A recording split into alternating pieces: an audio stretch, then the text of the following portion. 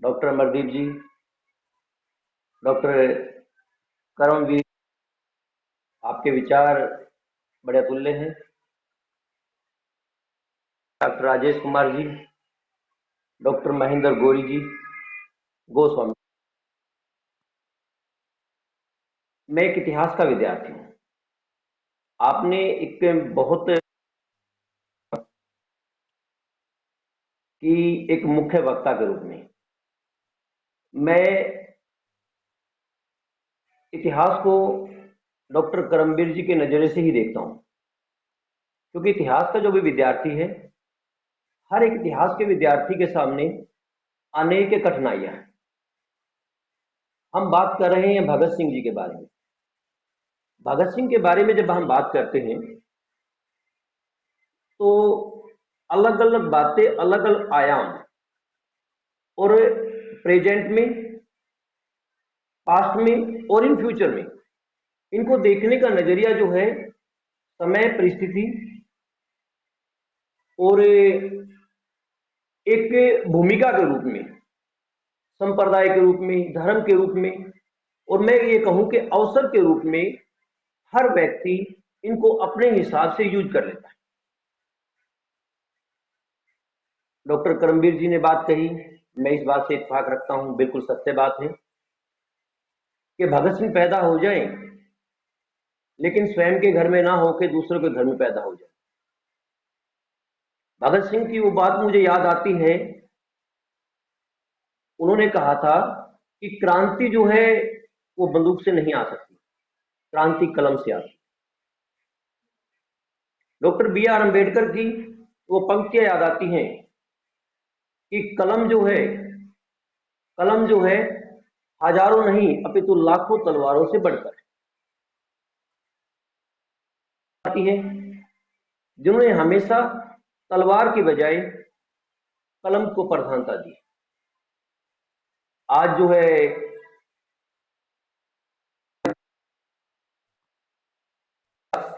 वास्तव में बड़ा सराहनीय है, और मुझे यहां मौका देने के लिए मैं आप सभी का बहुत बहुत धन्यवाद व्यक्त करता हूं। मैं कुछ ज्यादा बड़ा शोधार्थी नहीं हूं, अपितु सीख रहा हूं एक इतिहास के विद्यार्थी के हिसाब से, और कुछ किताबों के माध्यम से, कुछ समाज के अंदर घटनाक्रम घट रहा है उसके माध्यम से, और कुछ अच्छे अच्छे ज्ञानवान बुद्धिजीवी व्यक्तियों के विचारों के माध्यम से। तो मैं अपनी बात को प्रारंभ करूं।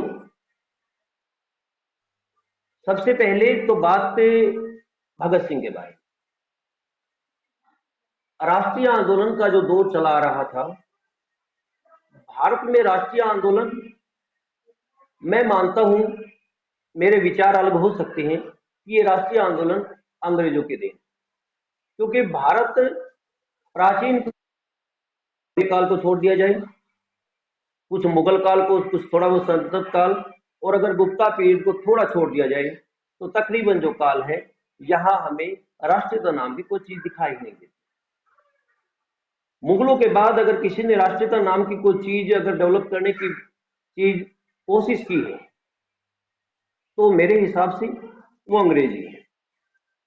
अंग्रेज और मुगल और अन्य दोनों में भिन्नताएं रही। जितने भी भारतीय आक्रमणकारी आए और भारत का अंग बन गए, इसलिए मैंने भारतीय शब्द जो सबसे पहले यूज किया, यही रहे, और बसने के साथ साथ उन्होंने अपने जो भी संसाधन थे उन्हीं संसाधन करते चले गए।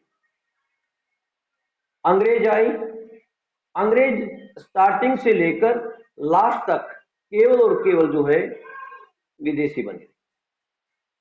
यहीं से जो है हमारा राष्ट्रीय संदर्भ शुरू होता है। वो छोटी छोटी रियासतें, वो जींद, नाभा, पटियाला, बीकानेर, अनेक रियासतें भारतवर्ष में थी। अंग्रेज इन सभी रियासतों को एक करने का, लेकिन कहीं न कहीं इसके लिए अंग्रेज जिम्मेदार हैं। प्रत्यक्ष या अप्रत्यक्ष रूप से उन लोगों ने भारत में एक शासन तंत्र देने का भारत में राष्ट्रीय आंदोलन दो रूपों में चला, एक हिंसक वारदात और एक अहिंसक वारदात। हिंसक जो रक्त रंजित बातें होती हैं, अहिंसक जिसमें रक्त की कोई प्रधानता ही नहीं है, ना वैचारिक, ना मत से, ना किसी प्रकार की तलवार और गोली से। भगत सिंह के विचार इन दोनों विचारों के मिश्रण भी है और इन दोनों से अलग भी। भगत सिंह कलम की प्रधानता की बात करते हैं। भगत सिंह का जन्म 1907 में, लेकिन भारत में क्रांतिकारी विचारधाराएं एक पनप रही है साथ ही साथ। भारत में आज ही के दिन 31 के दिन भगत सिंह की जीवन लीला समाप्त, लेकिन उनके विचार जो हैं आज भी प्रभावशाली, भविष्य में भी रहेंगे।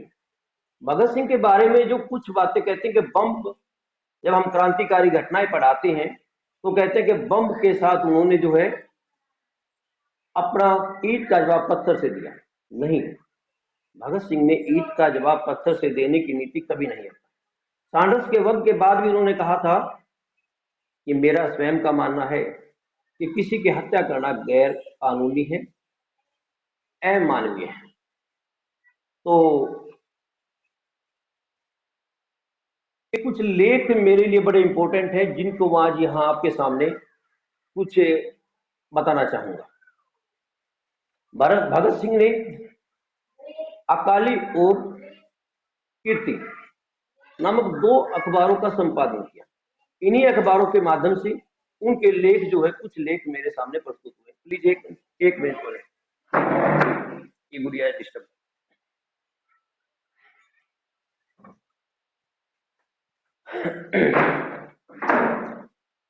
मेरी छोटी गुड़िया है, वो ज्यादा डिस्टर्ब कर रही है, सॉरी। भगत सिंह ने आज के संदर्भ में और उस संदर्भ में दो महत्वपूर्ण मुद्दों पे बात की। भगत सिंह ने आवाज उठाई सांप्रदायिक दंगों के खिलाफ, जो मेरा आज का टॉपिक है, मुख्य अंश। भगत सिंह ने कहा था कि दूसरे धर्म के जानी दुश्मन, एक धर्म के अनुयायी दूसरे धर्म के अनुयायियों के जानी दुश्मन है। इन धर्मों ने भारत का बेड़ा गर्क कर दिया। भारत में सांप्रदायिक दंगे प्रारंभ हुए। 1857 की क्रांति के बाद भारत में पनपी एक विचारधारा जो अंग्रेजों ने डेवलप की, फूट डालो राज्य करो की नीति।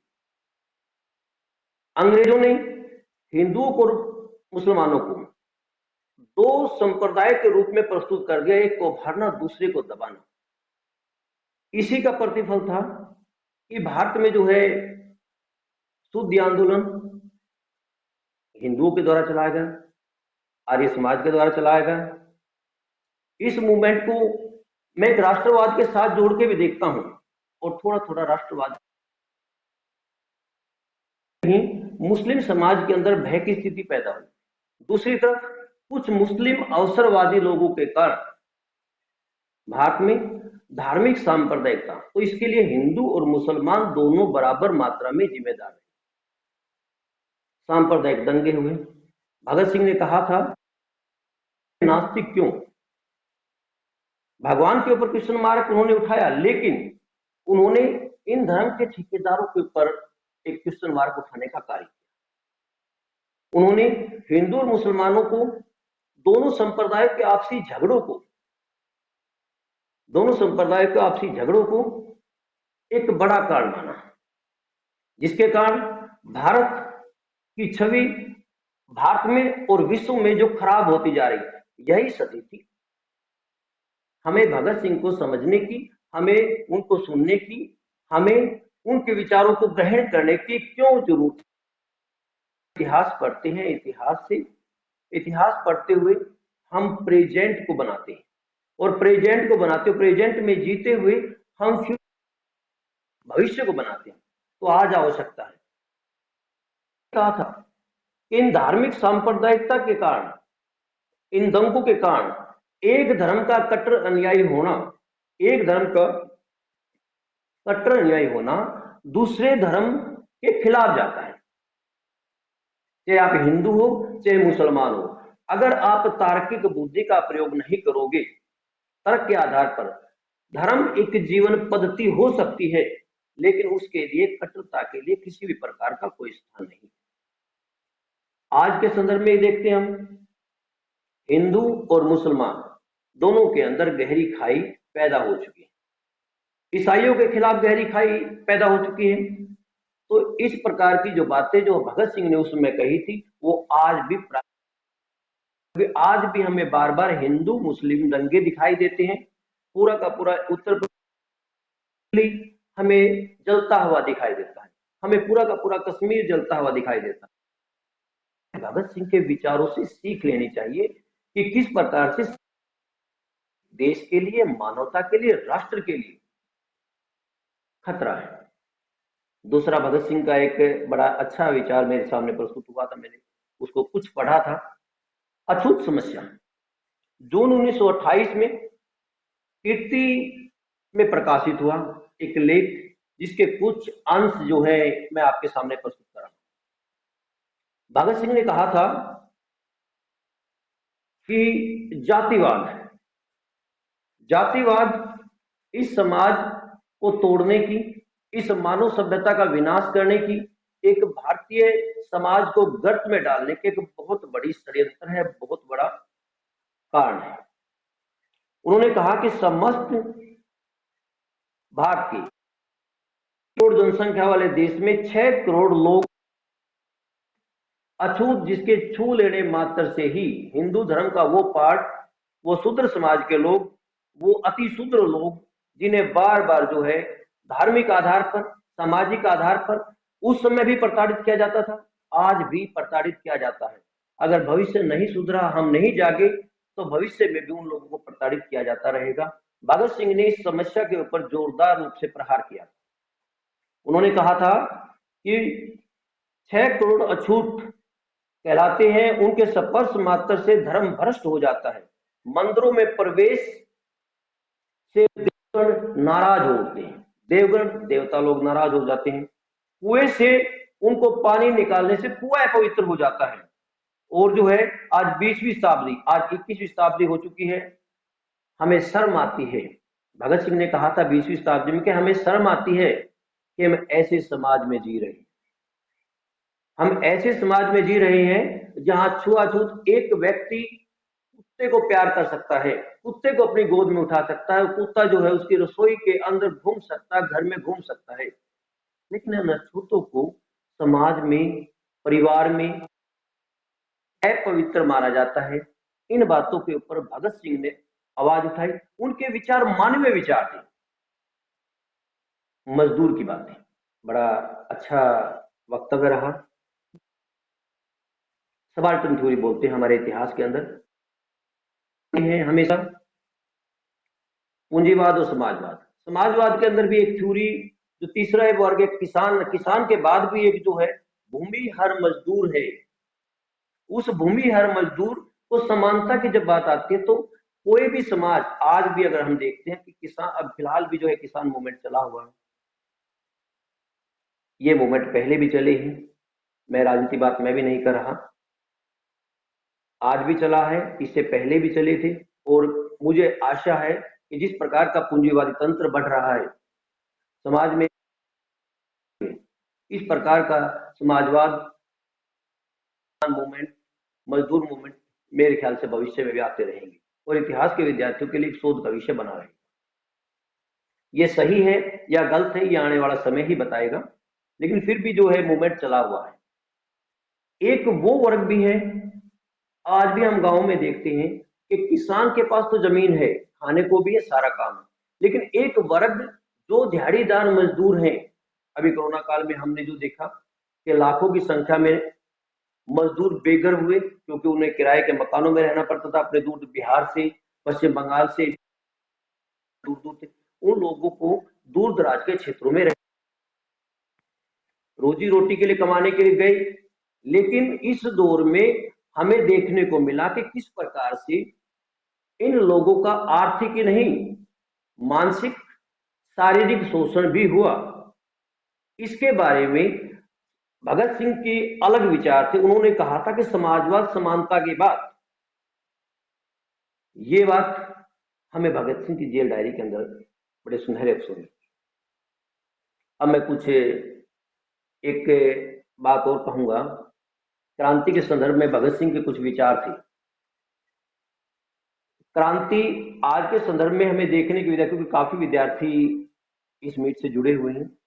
भगत सिंह के क्रांति के बारे में कहा था कि क्रांति के लिए खूनी लड़ाई अनिवार्य नहीं है और न ही उसमें व्यक्तिगत प्रतिहिंसा के लिए कोई स्थान है। वह बम और पिस्तौल का संप्रदाय नहीं है। क्रांति अन्याय पर आधारित मौजूदा समाज व्यवस्था में आमूलचूल परिवर्तन है। सामाजिक व्यवस्था में आमूलचूल परिवर्तन की बात आती है। और सामाजिक व्यवस्था की अगर बात करें आज के संदर्भ में, इतिहास के विद्यार्थी होने के नाते और एक समाज का एक सजग विद्यार्थी होने के नाते हम हर दिन ऐसी घटनाएं देखते हैं कि हम अंदर सामाजिक समानता नहीं है, अपितु असमानता दिन बर दिन बढ़ती जा रही है। भगत सिंह की हमने टी शर्ट तो पहन ली। भगत सिंह की टी शर्ट पहन के हम जो है जातिवाद की, धर्मवाद की, क्षेत्रवाद की और जो है धार्मिक कट्टरता की और देश को तोड़ने की बात करते हैं, साथ में राष्ट्र ध्वज उठाते हैं। मेरा मुद्दा भी यही, जो बातें मैंने आपके सामने प्रस्तुत की है। मैं कोई इतिहास का बहुत ज्यादा बड़ा विद्वान नहीं हूं, केवल जो है एक इतिहास को समाज शास्त्र से जोड़ने का छोटा सा प्रयास है। जो भगत सिंह और महान क्रांतिकारियों के विचार थे, उन विचारों को जोड़ने का और एक सीख के माध्यम से आपके सामने प्रस्तुत विचार है। भगत सिंह के विचार समाज में समानता लाने के विचार थे। भगत सिंह के विचार देश के अंदर सभी धर्मों में सांप्रदायिकता नहीं, अपितु धार्मिक सहनशीलता लाने के विचार थे। आज का जो दौर चला आ रहा है, भगत सिंह के विचारों को पढ़ने की आवश्यकता है। उन विचारों को लॉजिक के आधार पर परखने की आवश्यकता है। उन विचारों को सुनने और सुनाने की, हमारे सामने एक पर्सन हमेशा उभर कर सामने आता है। हम भगत सिंह चाहते हैं पैदा हो, लेकिन वास्तव में जो है पड़ोसी के घर में पैदा। हमें चेंज करने की जिम्मेदारी हमारी है, हम सबकी है, क्योंकि हम इतिहास के विद्यार्थी हैं और इतिहास का विद्यार्थी इतिहास को प्रेजेंट से जोड़कर और फ्यूचर के लिए सेफ रखने का प्रयत्न करता है। हमें एक बात देने की आवश्यकता है, भगत सिंह के विचारों को देने की आवश्यकता है कि उन्होंने, आज की जो युवा पीढ़ी है एकदम से हार मान जाती है। किस बात के लिए? कि मेरे 10 नंबर कम आए, मैं फेल हो गया। कुछ करने की बजाय एक 23 साल जिन्होंने अपने समय में 2-2 समाचार पत्रों का संपादन किया, ब्रिटिश गवर्नमेंट को अपने तलवार के दम पर नहीं, गोली बारूद के दम पर नहीं, दम पर हराने का कार्य किया। आज भी हम याद करते हैं, लेकिन केवल कुछ समय के लिए, केवल जो है उनके विचारों से शिक्षा ग्रहण करनी चाहिए। तो प्यारे विद्यार्थियों, मैं इतना ही कहूंगा कि भगत सिंह की कुछ बातें जो उन्होंने कही थी, वास्तव में समाज में, देश में और राष्ट्र में और पूरे मानवता के अंदर परिवर्तन कर सकता है। उन्होंने कहा था समानता, समानता का नारा सबके लिए एक प्रकार की पूंजीवादी तंत्र, और जो है दूसरी तरफ जो है समाजवाद, समाजवाद जिसमें हर व्यक्ति का सम्मान हो। बार बार प्रयत्न करते हैं कि किस प्रकार से आम आदमी को किस प्रकार से दबा कर रखा जाए, उनका शोषण किया जाए और अपनी तिजोरियां भरी जाए। भगत सिंह ने इनके लिए आवाज उठाई थी। भगत सिंह ने समाज के खिलाफ उठाई थी। भगत सिंह ने समाज में जो है धर्म के खिलाफ आवाज उठाई थी कि धार्मिक कट्टरता के लिए कोई स्थान नहीं, इसलिए उन्होंने कहा था कि मैं नास्तिक। उन्होंने कहा था कि मंदिर और मस्जिद के झगड़े के खिलाफ आवाज उठाई थी। भगत सिंह ने मजदूर और किसान की आवाज उठाई। इसके साथ ही मैं अपने वाणी को यही विराम देता हूं।